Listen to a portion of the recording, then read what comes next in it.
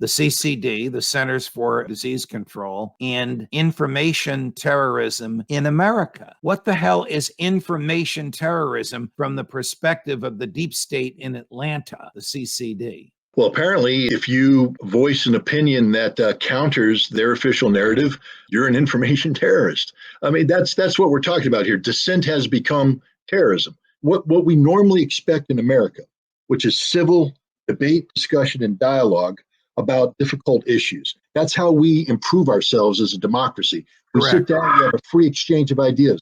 But when you have a narrative put out by the government or a government agency, that narrative can't be questioned. And if you question it, then you're not an American citizen doing what American citizens should do.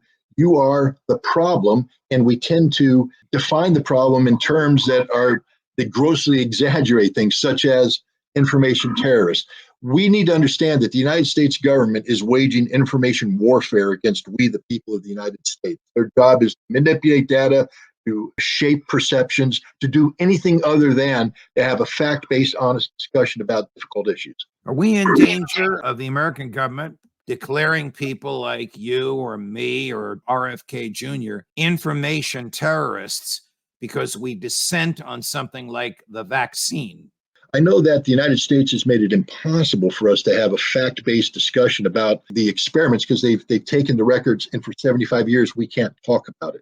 I know that anybody who raises the issue gets silenced, it gets deplatformed. Deplatforming is a tactic used by the U.S. government directly, more likely indirectly. We know that the FBI has in the past and maybe continues to have interaction with various social media outlets where they are instructed to shut down people who are talking. Oh, Scott, 4 federal judges in Texas, 1 at the district court level and 3 at the Court of Appeals level, have examined the discovery in a major lawsuit brought there by state attorneys general against Facebook. And the evidence is crystal clear. I mean, there's an email from Nick Clegg. You remember him? He was deputy prime minister to Great Britain. He's now a mucky muck at Facebook, or whatever Facebook calls itself these days, complaining bitterly to Mark Zuckerberg. Get these guys off my back. Get the White House off my back. Get the FBI off my back. We got to take this stuff down. These guys are driving me crazy. There's no question but that the government is attempting to do indirectly what the First Amendment unambiguously prohibits it from doing directly, which is abridging speech because of its content.